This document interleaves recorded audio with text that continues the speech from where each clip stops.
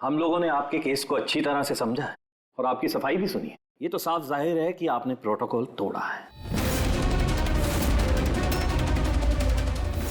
इससे पहले कि हम कोई निर्णय लें, अगर आप अपनी सफाई में कुछ कहना चाहते हैं तो कह सकते हैं। तो जब आप लोगों ने तय कर ही लिया कि हमने प्रोटोकॉल तोड़ा है तो मेरा बचा ही क्या है सफाई देने के लिए? देखिए मिस्टर प्रद्युम्न, हमारी आपसे कोई पर्सनल दुश्मनी नहीं है। हम जो भी कह रहे हैं साक्ष्य के आधार पर कह रहे हैं। सर हम सब पिछले 20 साल से सीआईडी में काम कर रहे हैं। पिछले 20 साल से हमने कोई भेदभाव नहीं किया है। यहाँ तक कि सीआईडी के लिए हम लोगों ने अपना खून भी बहाया। देखिए, कभी कभी सिचुएशन के हिसाब से हमें फौरन मुश्किल डिसीजन लेने पड़ते हैं और प्रोटोकॉल को ध्यान में रखते हुए हमें चुप रह जाना पड़ता है। और इसके बावजूद भी हम अपराधियों को उनके अंजाम तक पहुंचाते हैं। देखिए, हम आपकी बात को समझते हैं, लेकिन नियमों का पालन करना भी जरूरी होता है, ये तो आप जानते हैं ना। हमेशा नियमों पर भरोसा नहीं किया जा सकता सर। हमारा काम ही कुछ ऐसा है, सिचुएशन के हिसाब से हमें उसी समय तुरंत डिसीजन लेना पड़ता है। और जहां तक दया के केस का सवाल है, प्रोटोकॉल तोड़ने की जरूरत थी, वजह थी सर।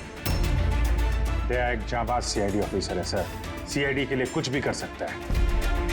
हम इसे ऐसे नहीं छोड़ सकते थे। इसके बावजूद भी अगर आप लोगों को लगता कि हमने प्रोटोकॉल तोड़ा है, डिसिप्लिन तोड़ी है, तब जो भी सजा देंगे हमें मंजूर है।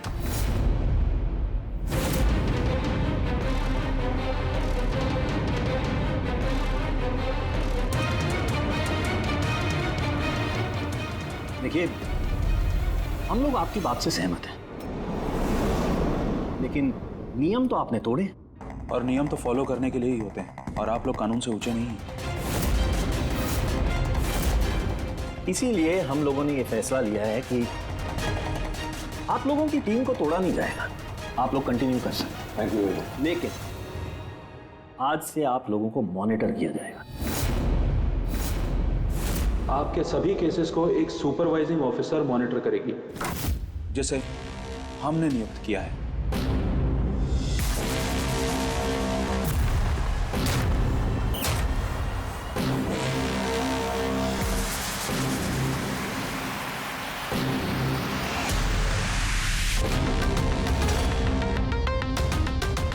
हेलो, मेरा नाम शीतल है। आज से शीतल ही आपको मॉनिटर करेंगे। मॉनिटर करेंगे मतलब ये है कि आपके केसेस की जो भी एक्टिविटी होगी, आज से शीतल हमें बताएंगे और आपके केसेस की सारी जानकारी रखने का पूरा अधिकार है शीतल को। आप लोगों की टीम आगे रहेगी या नहीं रहेगी, ये भी हम शीतल जी की रिपोर्ट आने के बाद ही निर्णय लेंगे। देखिए, आज तक आप लोगों ने जो चाहा वो किया, लेकिन अब सिचुएशन बदल चुकी है। अब से आपको अपने हर केस में शीतल को इन्वॉल्व करना पड़ेगा।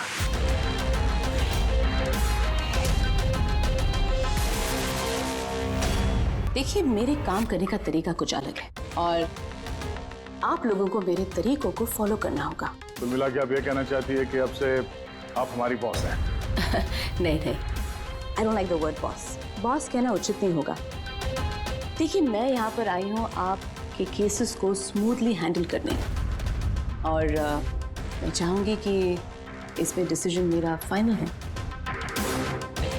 देखिए, प्लीज़ नाराज़ होने की कोई ज़रूरत नहीं है, क्योंकि मैं बस ऑर्डर्स फॉलो कर रही हूँ। इनफैक्ट मेरे पास ऑर्डर भी है और इसमें तो साफ साफ लिखा है कि आज के बाद जो भी केस की इन्वेस्टिगेशन आप लोग करेंगे वो मेरे देखरेख में होगी। आपको मुझे लूप में रखना होगा और हर एक इन्वेस्टिगेशन केस की रिपोर्ट आपको मुझे देनी होगी। And that also includes forensic investigation. Well, इसमें यह भी लिखा है कि किसी भी सस्पेक्ट के साथ कोई भी फिजिकल वायलेंस करने से पहले आपको मुझे पूछना होगा। देखिए, हेलो एसीपी प्रद्युम्न। अच्छा ठीक है, हम लोग आते हैं। ओके, दो खून हुए, हमें निकलना होगा। कितने जल्दी निकलेंगे आप? फाइंड आउट नहीं करेंगे कि वो कॉल फ्रॉड है कि नहीं, सचमुच ये मर्डर्स हुए हैं कि नहीं, ऐसे निकलेंगे? शीतल जी, आपसे बात करके अच्छा लगा, लेकिन दरअसल बात यह है कि दो खून हुए, इसलिए इन्वेस्टिगेशन के लिए जाना होगा। हाँ, आपको हम सब रिपोर्ट्स भेज देंगे। आपको लूप में जो रखना है।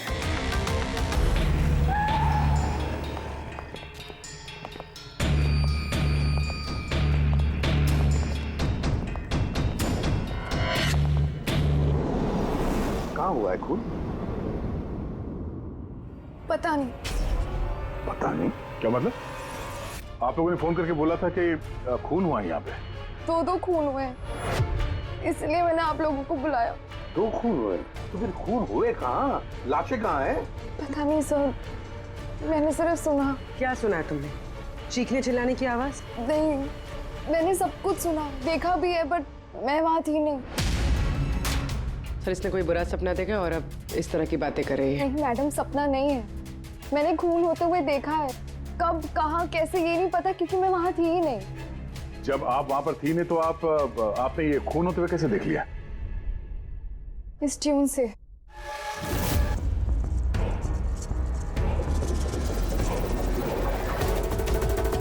इस बीट पे बहुत बारिश हो रही है, आसपास पेड़ है और एक टूटी हुई बोट भी है। ये ड्रम्स पे कोई उस आदमी को घसीट रहा है। ये वाली बीट पे वो आदमी उस पत्थर से वहां पे वार किया जा रहा है। अन्या, तुमने ये सब देख लिया खून होते हुए, म्यूजिक का पीस सुनकर? कहीं अन्या ऐसा तो नहीं कि ये सब तुमने सोचा होगा, गेस किया होगा? सर गेस नहीं किया है, इस म्यूजिक में मुझे दिख रहा है। पर आन्या, म्यूजिक में खून होते हुए कैसे दिख सकता है? मैम, आन्या बीमार है इसलिए इस तरह की बात कर रही है। आप कौन है? सर, मेरा नाम लता है, मैं यहाँ की मैट्रिन हूँ। मैं आन्या को बचपन से जानती हूँ, जब से ये ऑर्फनेज में आई है। क्या बीमारी है आन्या को? सर, इसे सेनेस्थेसिया है। सिनेस्थेसिया? मैम, ये एक कंडीशन है। नॉर्मल कंडीशन में इंसान को म्यूजिक सुनाई देता है, लेकिन ये कंडीशन में इंसान म्यूजिक सुनते सुनते विजुअल भी देखता है और म्यूजिक सुनते सुनते वीडियो जैसे दिखता है। आपके कहने का ये मतलब है कि आन्या साउंड देख सकती है? Yes sir. कैसे? आप आंख बंद कीजिए और इमेजिन कीजिए कि आप ड्रम बीट सुन रहे हो। लो, इमेजिन किया। आपको क्या दिखाई दे रहा है? ड्रम बीट की आवाज सुनाई दे रही है, पर मुझे कुछ दिखाई नहीं दे रहा है। ये नॉर्मल कंडीशन में होता है, लेकिन सिनेस्थेसिया में इंसान म्यूजिक के साथ जरूर कुछ ना कुछ देख सकता है। जैसे किसी इंसान को देख सकता है, रंग देख सकता है, या किसी भी चीज को देख सकता है। मतलब इस म्यूजिक के पीस को सुनकर तुमने ये खून होते हुए देखा? जी। तो मुझे लगता है कि आन्या जो म्यूजिक सुन के देख रही है वो सच में है नहीं, वो उसे विजुअलाइज कर रही है। जैसे हम लोग सर सपना देखते हैं, बट सपने में जो देखते हैं हम उसे विजुअलाइज करने लगते हैं, जबकि वो ऐसा होता नहीं। सर नहीं, सर जो मैं देख रही हूँ वो हकीकत है। जो मैं देख रही हूँ वो बहुत डरावना है, जैसे मैं टीवी पे किसी का मर्डर होते हुए देख रही हूँ। और 2 अलग अलग म्यूजिक पे 2 अलग अलग खून होते हैं, एक पत्थर से हो रहा है और एक क्रोबार से। अन्या, दूसरे खून के बारे में बता सकती हो? ये खून कहाँ हुआ, उस खून के आसपास क्या है, खूनी कौन है, क्या कर रहा है?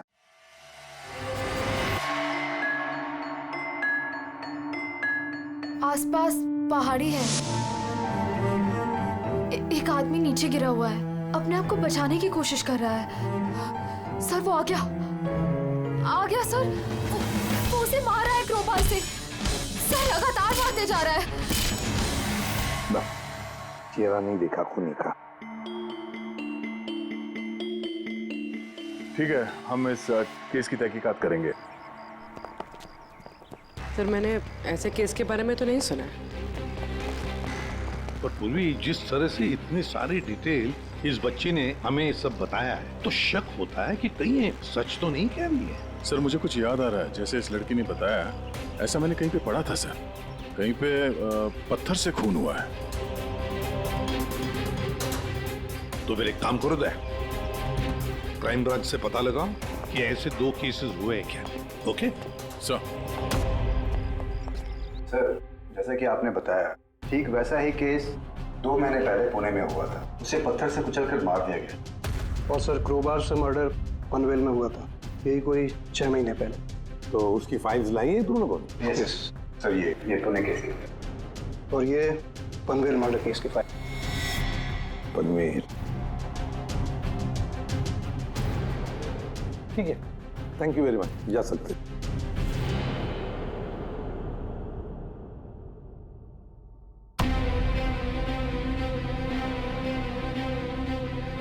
मैंने खून होते हुए देखा है। आसपास पेड़ है और एक टूटी हुई बोट भी है। जो विजुअल देखा था ठीक वैसे ही है सर ये फोटो में। मतलब जो आन्या ने बताया वो सब सच है।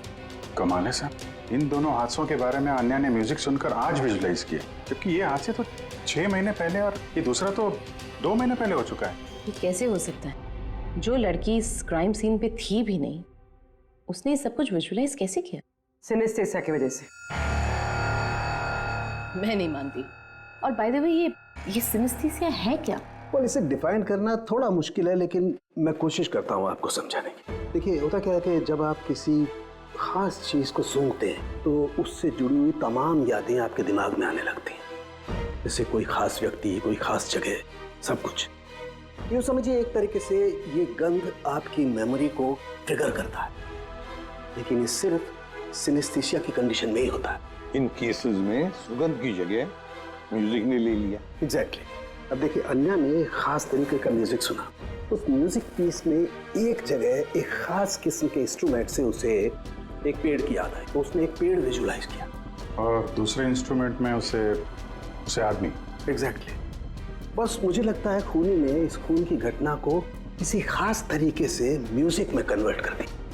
मतलब जब म्यूजिक बजे तो उस घटना से जुड़ी हुई तमाम चीजें, तमाम जगह मेमोरी में ट्रिगर होने लगे। लेकिन ये सब कुछ विजुलाइज वही कर सकता है जिसे सिनेस्थेसिया की बीमारी हो, और किसी में नहीं। और यही उस ऑर्फनेज की मेट्रन ने भी बताया। आप लोगों को ये सब कुछ अजीब नहीं लगता? जैसे भी है, केस को सुलझाना हमारा काम है। तो हो सकता है इस खूनी को भी ये सिनेस्थेसिया की बीमारी हो और उसने ये म्यूजिक रिकॉर्ड किया होगा, क्योंकि मर्डर और क्राइम सीन के बारे में वही जानता था। लेकिन पता कैसे चलेगा कि ये म्यूजिक कंपोज करके किसने अपलोड किया होगा, और उसे ढूंढेंगे कैसे सर? रेडी, इंटरनेट खोलो, देखो इंटरनेट पर ये पर्टिकुलर म्यूजिक पीसेस जो दोनों केस में हैं वो कहीं पर है क्या?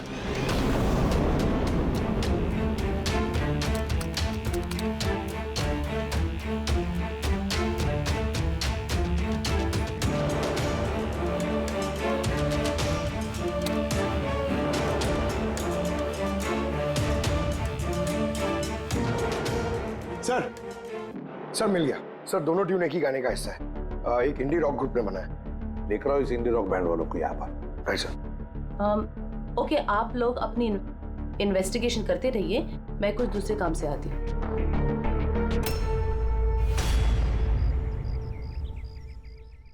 अन्या, मेरा नाम शीतल है। मुझे आपसे कुछ बातें करनी थी, क्या हम बात कर सकते हैं?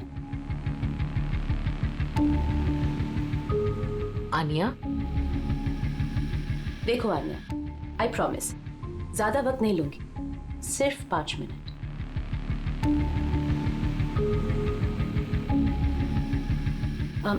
ये कुछ बोल क्यों नहीं रही है? मैम वो बहुत डरी हुई है। उस इंसिडेंट ने उसके दिमाग पर बहुत असर छोड़ा है। उसे नॉर्मल होने में थोड़ा वक्त चाहिए। ओके। मुझे आन्या के बारे में यहाँ के कुछ लोगों से बातें करनी है, पॉसिबल है क्या? प्लीज। म्यूजिक ट्यून से खून, ये कैसे पॉसिबल है सर? पॉसिबल है। सिनेस्थेसिया के एक मरीज ने तुम्हारे इस म्यूजिक के पीस को सुनकर एक खून होते हुए विजुलाइज किया। समझे? तुम्हारे इस म्यूजिक के पीस में एक खून का राज छुपा है। और हमारे हिसाब से खूनी वही है जिसने ये ट्यून बनाई है। हम लोगों ने खून नहीं किया, और हकीकत तो यह है कि ये ट्यून हम लोगों ने कंपोज ही नहीं किया। ये ट्यून हम लोगों ने एक फ्री साइट से डाउनलोड की थी। कौन से साइट से डाउनलोड की? दिखाओ। देखिए सर, ये देखिए सर। सर ये ट्यून हमें पसंद है, इसलिए हमने डाउनलोड करके अपने गाने में डाल दी। किसने अपलोड की थी ये ट्यून इस साइट पर? सर ये गुमनाम है, एनोनिमस। एनोनिमस। हमें इस एनोनिमस को ढूंढना है। मैम ये हमारा स्टाफ है। ये है पूजा, ये है रमेश, ये आरती है। वैसे तो एनजीओ में काम करती है लेकिन अक्सर हमारे ऑर्फेनेज में आती जाती रहती है। आपसे कुछ बातें करनी थी एक्चुअली आन्या के बारे में। क्या आप लोग मुझे आन्या के बारे में कुछ बता सकते हैं? जैसे कि वो कहाँ से आई, कब आई और ओवरऑल ऑर्फेनेज में आन्या का बर्ताव कैसा है? आन्या बड़ी ही अजीब लड़की है, हमेशा डिस्टर्ब रहती है। वो यहाँ कब आई? बचपन से ही, लेकिन उसे अलग अलग 2 बार लोगों ने अडॉप्ट किया और पता नहीं क्यों कुछ दिन रखने के बाद उसे वापस यहाँ पे आके छोड़ दिया। क्यों? कोई वजह? उसके बुरे बर्ताव की वजह से, उसके वक्त बेवक्त झगड़ा करने की वजह से, बात बात में वायलेंट हो जाती थी। बस ये उसकी आदत बचपन ही से थी। क्या बकवास कर रहे हो तुम? अन्या ऐसी नहीं है मैडम, ये सब गलत बोल रहा है। मैम सच में मैं यहाँ अक्सर आती जाती रहती हूँ, मैंने कभी भी आन्या को ऐसे बिहेव करते हुए नहीं देखा है। ये सब गलत बोल रहा है। तो फिर सही बात क्या है? सच तो ये है मैडम, अन्या का बचपन बहुत ही मुश्किलों में बीता है। हाँ, इन सब चीज़ों की वजह से कभी कभी वो अजीब बर्ताव कर देती है। अजीब बर्ताव नहीं मैम, यूँ समझ लीजिए अगर आन्या को किसी ने क्रॉस किया तो उसके साथ दुर्घटना होना तय है। अभी पिछले महीने ऑर्फनेज के बच्चों के साथ क्या हुआ याद नहीं है क्या? क्या बकवास कर रहे हो? क्या हुआ बताओ? मैम पिछले महीने एक बच्चे को फूड पॉइजन हो गया था और उसी दिन उसका झगड़ा आन्या के साथ हुआ था। अच्छा, तो तुम्हारा कहने का मतलब है कि वो अन्या ने किया? हाँ। सोच समझकर बात करो रमेश, बहुत ही गंभीर आरोप लगा रहे हो अन्या पर तुम। मेट्रन, आन्या को ऑर्फनेज से 2 फैमिलीज ने अडॉप्ट किया लेकिन उसे वापस कर दिया। इसके पीछे कोई तो वजह होगी। शायद आन्या में ही कोई खामी हो, कोई गलती हो। I don't agree. Anyway, Anya के बारे में ऐसी कोई फाइल है जिसमें उसमें सारी डिटेल्स हो? क्या मैं उसे देख सकती हूँ? या श्योर।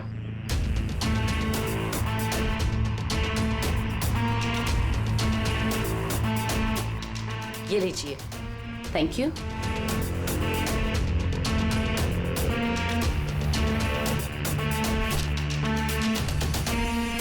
अब थैंक यू मेट्रन, लेकिन मुझे अभी इस वक्त निकलना होगा। क्या मैं आपको ये फाइल थोड़ी देर बाद वापस कर दूं, चलेगा? जी।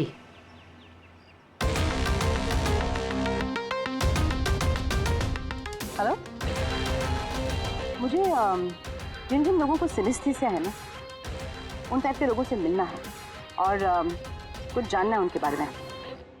इन तीनों लोगों को सिनेस्थीसिया है।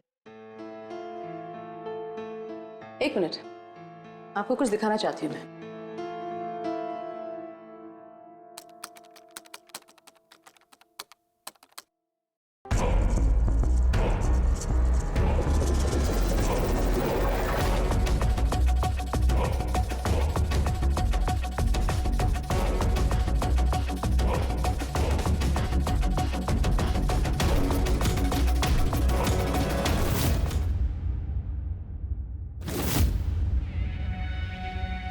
अब आप बताइए, आपने इस ट्यून को सुन के क्या विजुलाइज किया?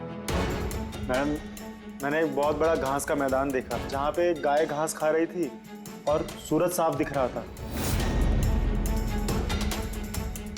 मैंने एक नदी देखी, वहाँ नाव थी और मैंने देखा वहाँ पे कुछ लोग आग जला के बैठे हुए थे। इंटरेस्टिंग। चलिए आखिर में आप बताइए, आपने क्या देखा? शहर देखा मैंने, एक भीड़ भाड़ वाला इलाका और ऊंची ऊंची बिल्डिंगें थी और उसके ऊपर विज्ञापनों की लाइट्स लगी हुई। इंटरेस्टिंग। 3 different interpretations. अच्छा है, आपने देख भी लिया और खुद अपने कानों से सुन भी लिया। 3 लोग जिन्हें सिनेस्थीसिया है, उन्होंने वही ट्यून सुनी लेकिन 3 अलग विजुअल्स देखे। और आन्या ने इसी म्यूजिक पे खून होते हुए देखा है। एग्जैक्टली। दुनिया में ऐसा एक ही शख्स है जो इस म्यूजिक ट्यून को खून पे इंटरप्रेट करे। कौन? खुद खूनी, और वो खूनी और कोई नहीं, आन्या। वाह, ये आप क्या कह रही थी? आन्या बेगुनाह है। देखिए सीपी साहब, केस सबूत पे सॉल्व होता है, भावनाओं पे नहीं, और मैं भावनाओं में बहने की गलती नहीं करती। मैं ऑर्फनेज गई और वहां जाकर पता चला कि आन्या को 2 फैमिलीज ने अडॉप्ट किया था, लेकिन बस कुछ ही दिनों बाद उन दोनों फैमिलीज ने आन्या को वापस ऑर्फनेज छोड़ दिया और वो 2 लोग वही थे जिसका मर्डर हुआ, जिसने आन्या को अडॉप्ट किया।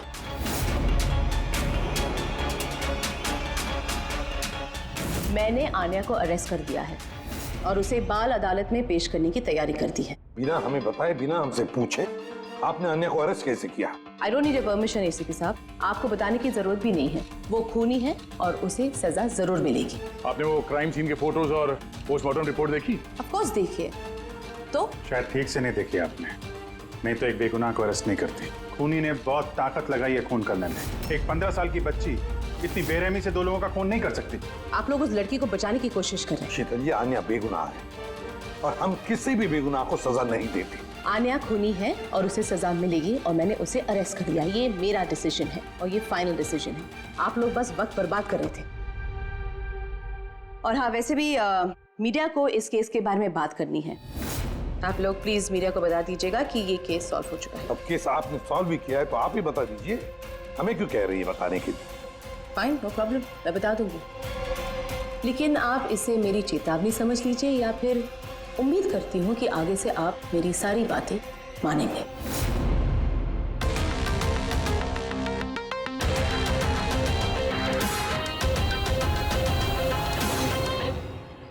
आप लोगों को जानकर बहुत खुशी होगी कि ये केस सॉल्व हो चुका है। मैम, कौन है खूनी? खूनी एक 16 साल की लड़की है जिसका नाम आन्या है। काफी समय तक वो हम सबको बेवकूफ बनाकर आजाद घूम रही थी, लेकिन मैंने उसकी असलियत पकड़ ली। मैम, ये केस तो काफी पुराना है ना? जी हाँ, ये केस काफी पुराना था।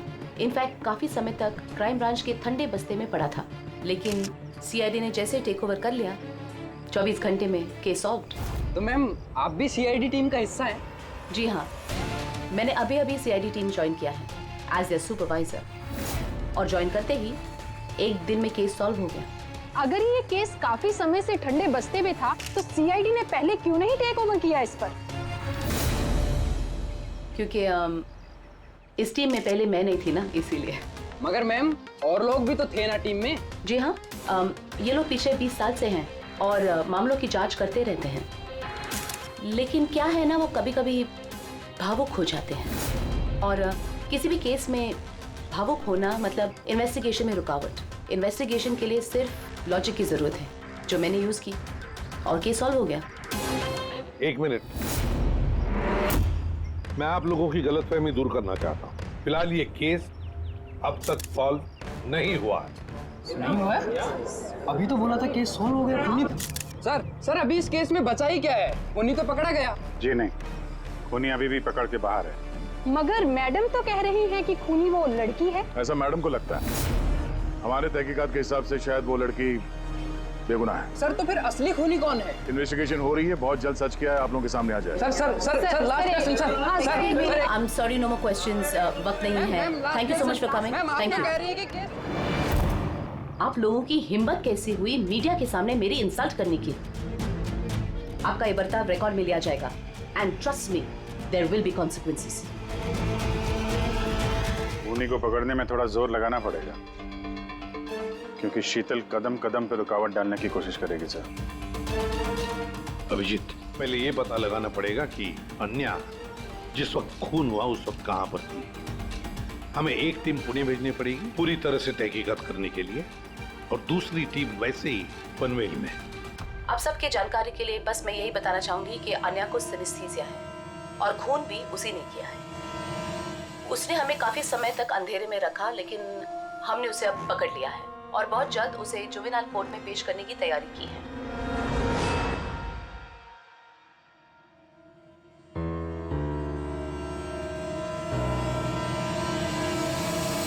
देखिए, 23 फरवरी को शाम के 4 और 7 बजे के बीच अन्या कहाँ पर थी?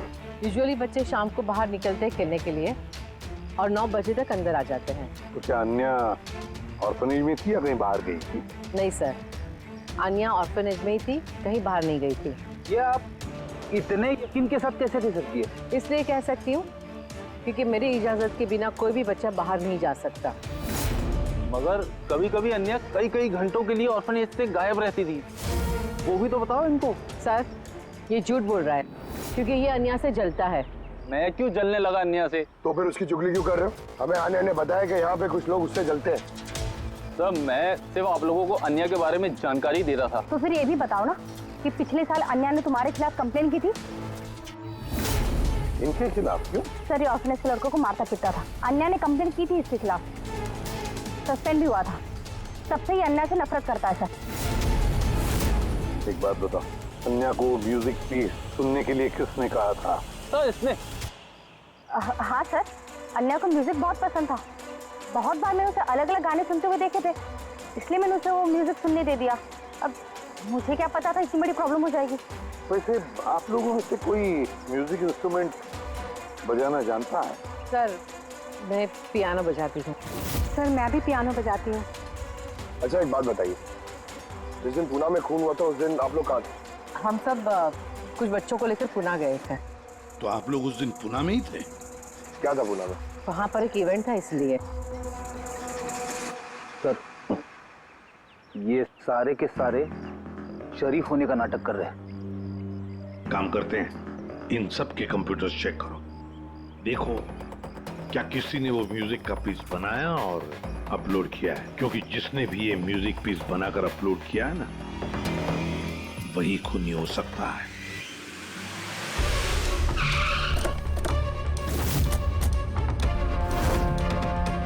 ये लड़की ये यहाँ पर 2 महीने पहले आई थी। हाँ मैम, ये 2 महीने पहले एक एनजीओ ने इवेंट ऑर्गेनाइज करवाया था, तो उसी इवेंट में डांस करने आई थी। इसने बहुत अच्छा डांस किया था सर।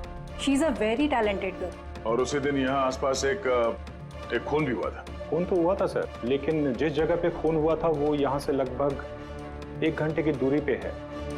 और ये इवेंट उस दिन कितने बजे शुरू हुआ था? 5 बजे शुरू हुआ था और रात करीब 8 बजे खत्म हुआ था सर। अच्छा आप लोग को याद है ये लड़की पूरा समय इवेंट पे ही थी या कुछ समय के लिए गायब भी हुई थी? ये लड़की 6 बजे स्टेज पे आई थी और इवेंट खत्म होने तक स्टेज पे ही थी। सर मेडिकल रिपोर्ट के हिसाब से खून 3 से 6 बजे के बीच ही हुआ है। ये देखो, ये वो जगह है जहाँ पे खून हुआ था और इस जगह पे इवेंट था। यहाँ से यहाँ पहुँचने में कम से कम 1 घंटा लगता है। सर हो सकता है आन्या दोपहर को ही निकल गई हो, खून करके फिर उसने इवेंट ज्वाइन कर लिया। अरे नहीं मैम, ऐसा कुछ भी नहीं है।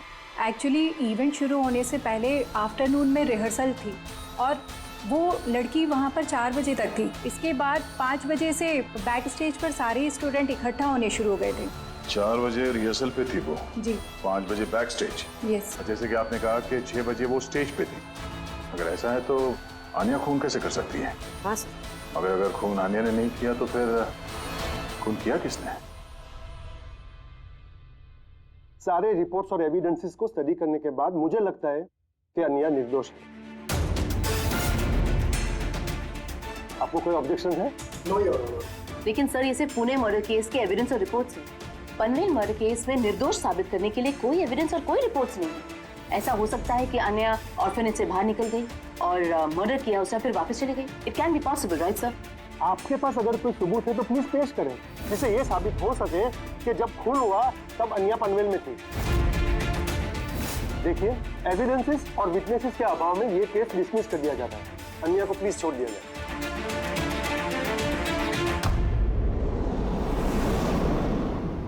हाँ फारूकी, क्या पता चला? हाँ बॉस समझ लो, इस केस की चाबी मिल गई। और शीतल ने डेमोन्स्ट्रेट करके बताया था कि सिनेस्थीसिया के 2 अलग अलग मरीज एक ही जैसा म्यूजिक सुनने के बाद अलग अलग तरीके से इंटरप्रेट करते हैं। हाँ, लेकिन बॉस मैंने अपने दोस्त से जानकारी की जो इस मामले का एक्सपर्ट है। उसने मुझे कुछ अलग ही बात बताई। नई बात क्या पता चली सर? ऐसे 2 मरीज जो सिनेस्थीसिया के ही पेशेंट हैं, एक जैसा म्यूजिक सुनने के बाद भी एक जैसा रिएक्ट करते हैं। ये हो कैसे सकता है सर? हो सकता है पूर्वी, अगर 2 मरीजों के बीच में खून का रिश्ता हो तो हो सकता है। बस शीतल ने जो बताया वो भी सही था, लेकिन पूरी तरह से सच नहीं था।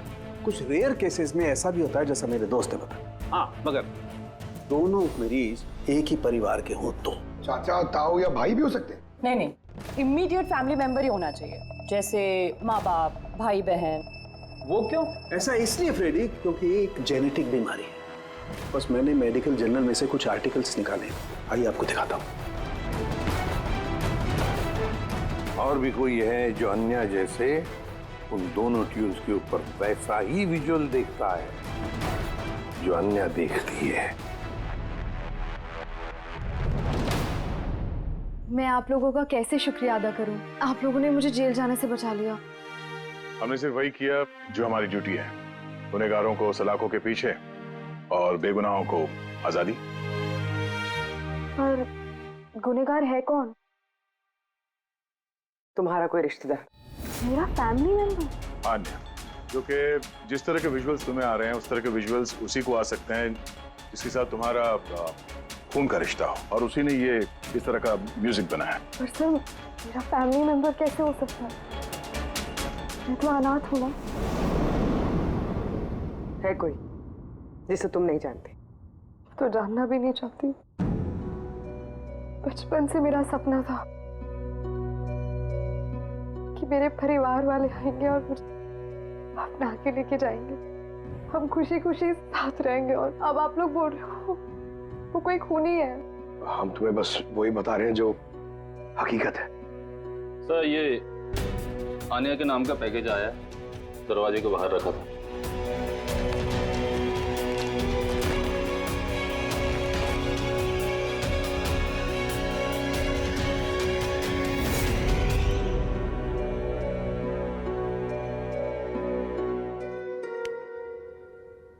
Pen drive?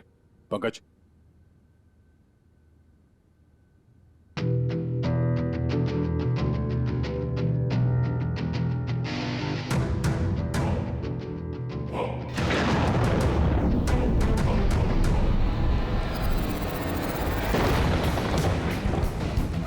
मुझे घर दिखाई दे रहा है, बहुत बिजली खड़क रही है, कोई औरत घर के अंदर भाग रही है और एक झूला भी है वहां। कोई उस औरत के पीछे क्रोबार लेके भाग रहा है। और क्या? वो उसे क्रोबार से मारा। किस औरत को मार रहा है? पता नहीं। पर इसमें तो एक नोट भी है। आनिया, ये तुम्हारा फ्यूचर है। इसमें जो हुआ है ठीक तुम्हारे साथ वैसे ही हो, और इसे कोई नहीं रोक सकता। म्यूजिक के हिसाब से जो आनिया ने देखा, कोई उस औरत को मारने वाला है, और एक घर है, घर के सामने एक बिजली कड़क रही है और झूला है। और सर, खूनी ने खून क्रोबार के साथ किया। अभी तक हमें लगता था कि खूनी पहले खून करता है और फिर म्यूजिक बनाता है, पर यहाँ तो उल्टा है। पहले एक खूनी मर्डर प्लान करता है, फिर म्यूजिक बनाता है और फिर म्यूजिक के हिसाब से खून करता है। मुझे मरना नहीं है, प्लीज मुझे बचा लो। आनिया, घबराओ मत, तुम्हें कुछ नहीं होगा, हम लोग हैं ना तुम्हारे साथ। सबसे पहले उस खूनी को ढूंढना होगा किसी भी हाल में। अगर खूनी आनिया के परिवार वालों में से कोई है तो उसे ढूंढेंगे किसे? ढूंढने के लिए हमें पहले ये पता करना पड़ेगा कि 16 साल पहले आनिया को ऑर्फनेज में लेके कौन आया था। शायद उसे पता हो आनिया के परिवार के बारे में। आपको कुछ याद है कौन था वो जो आनिया को यहाँ छोड़ गया था? नहीं, याद तो नहीं है। 16 साल पहले कोई उसे बाहर छोड़कर चला गया था।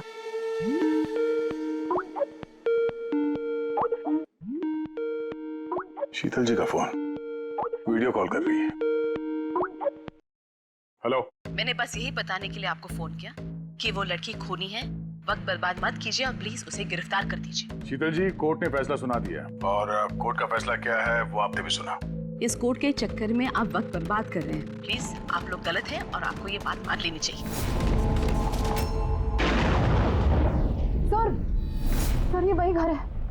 वही घर? कौन सा घर? मैंने जो अभी देखा ना, वो जहाँ खून होने वाला है, वो पेड़, झूला, वो यही था सर। वो किस जगह की बात कर रही है लड़की? शीतल जी, इस वक्त आप कहाँ पर हैं? मैं इस वक्त अपने घर के बाहर हूँ।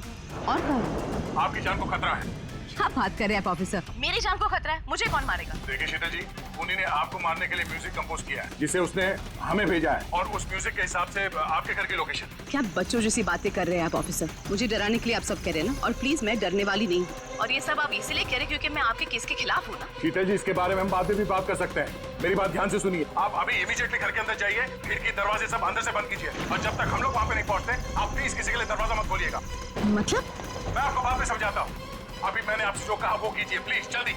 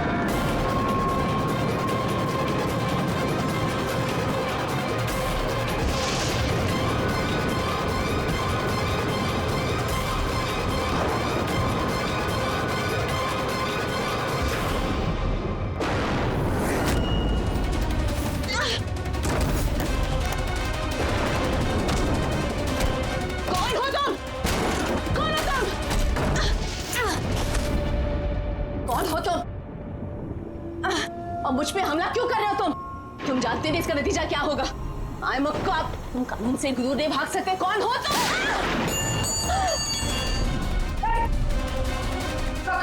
शीतल जी आप ठीक है? क्या ऑफिसर?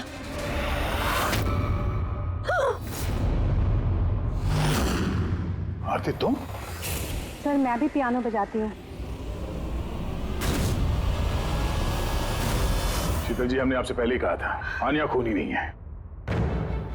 I'm sorry ऑफिसर, मुझे आप लोगों की बात समझनी चाहिए थी। मैं अपने तरीके से इन्वेस्टिगेशन कर रही थी और आप अपने तरीके से। हम दोनों अपनी ड्यूटी कर रहे थे ऑफिसर, लेकिन ट्रस्ट मी, मेरे करियर में पहली बार ऐसा हुआ है कि मेरा जजमेंट गलत निकला। वो ठीक है, आपके सर पे चोट लगी है। नो ना मुझे। रेडी? एम्बुलेंस को फोन करो जल्दी।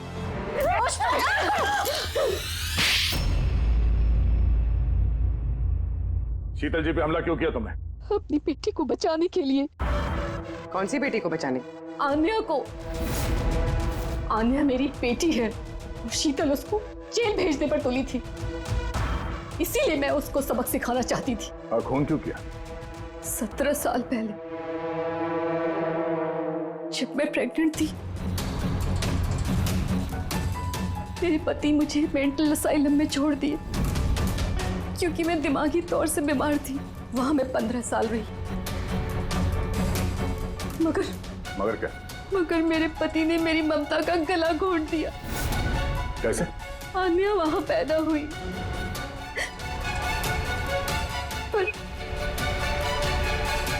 उसे मुझसे छीन लिया गया। 15 साल बाद जब मैं बाहर आई तो मुझे पता चला कि मेरे पति मर चुके हैं, पर आन्या कहाँ है मुझे कुछ पता नहीं था। वो जिंदा भी है या नहीं ये भी मैं नहीं जानती थी। मैंने कई ऑर्फनेज में ढूंढने की कोशिश की उसे, पर वो कहीं नहीं मिली। आन्या के बारे में कैसे पता चला तुम्हें? 6 महीने पहले जब मैं इस ऑर्फनेज में आई तो मुझे आन्या की केस फाइल मिली। मुझे पता चला कि आन्या को 2 लोगों ने अडॉप्ट किया और फिर उसे वापस छोड़ दिया। पर जैसे ही मुझे पता चला कि आन्या को सिनेस्थेसिया है और वो सब कुछ देख सकती है जो मैंने म्यूजिक पे प्लान किया था, तो मुझे रियलाइज हो गया कि आनिया मेरी बेटी है, इसीलिए मैंने उन दोनों को मार दिया। मुझे उन लोगों से नफरत है जो अनाथ बच्चों को अडॉप्ट करते हैं और फिर वापस उन्हें छोड़ देते हैं। मैं आनिया को मिलकर सब कुछ बता देना चाहती थी, लेकिन आप लोगों की तहकीकात की वजह से मैं रुक गई, क्योंकि मुझे लगा कि आप लोग आनिया पे शक करेंगे। इसीलिए मैंने लेटर भेजकर आप लोगों का ध्यान दूसरी तरफ मोड़ने की कोशिश की, लेकिन आप लोगों ने मेरे प्लान को चौपट कर दिया। जिस बेटी को पाने के लिए तुमने 2 लोगों को जान से मार दिया, अब जिंदगी भर उस बेटी से दूर रहना पड़ेगा तुम्हें, सलाखों के पीछे काल कोठरी में। For more updates, subscribe to our channel, click the show links and enjoy watching the videos.